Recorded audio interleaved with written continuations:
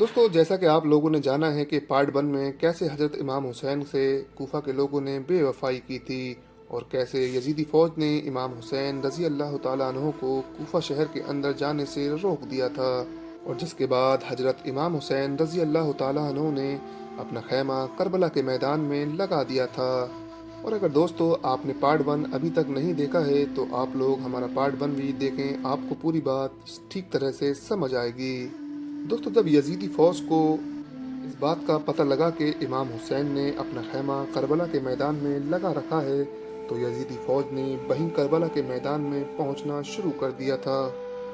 और दोस्तों, यजीद की फ़ौजें करबला पहुंच रही थीं, जिनकी सिपहसालारी इब्न साद कर रहा था। और हज़रत इमाम हुसैन रज़ी अल्लाह ताला अन्हो ने इब्न साद से कहा, या तो तुम मुझे यजीद के पास ले चलो या फिर मुझे मक्का अपने शहर वापस जाने दो।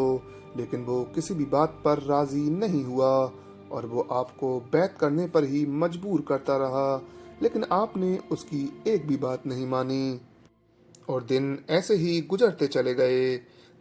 दोस्तों, करबला के मैदान में पानी का कोई भी इंतज़ाम नहीं था सिवाय नहर फुरात के, लेकिन 7 मुहर्रम के दिन फुरात नहर का पानी भी हज़रत इमाम हुसैन के खेमे वाले लोगों पर बंद कर दिया गया था, जिसकी वजह से आपके साथ तमाम बच्चे और औरतों का प्यास की वजह से बुरा हाल हो चुका था।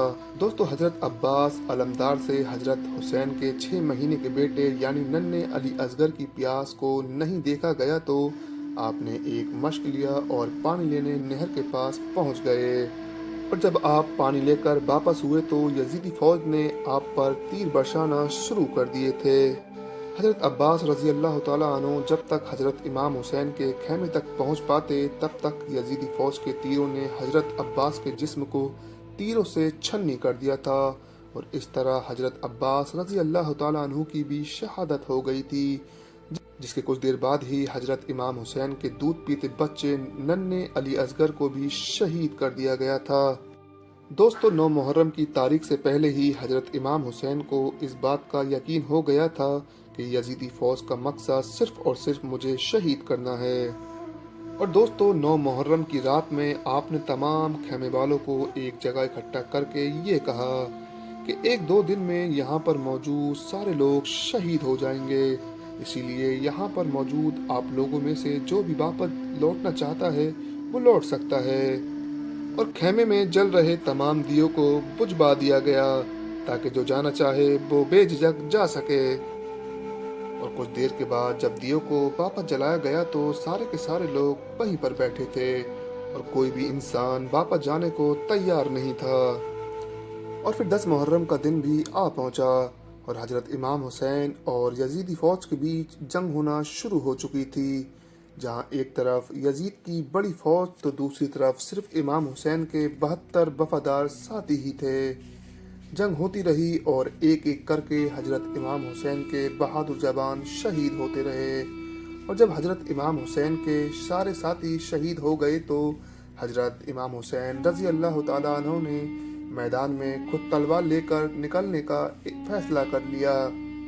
हजरत इमाम हुसैन काफ़ी वक्त तक अकेले ही यजीदी फ़ौज का मुकाबला करते रहे।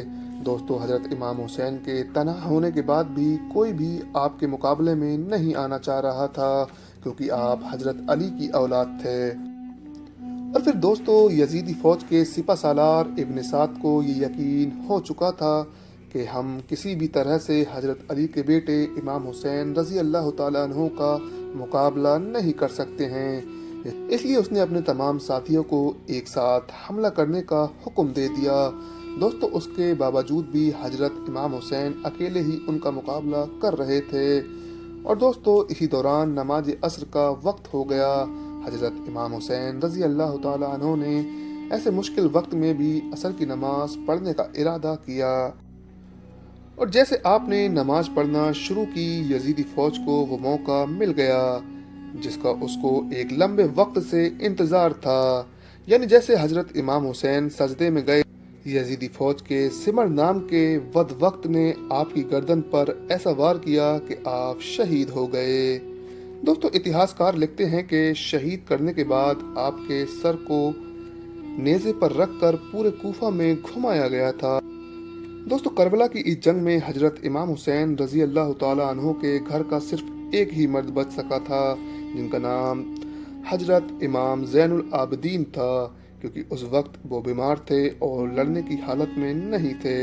और उसके बाद इमाम हुसैन के घर की सारी औरतों को कैदी बनाकर कूफा लाया गया था।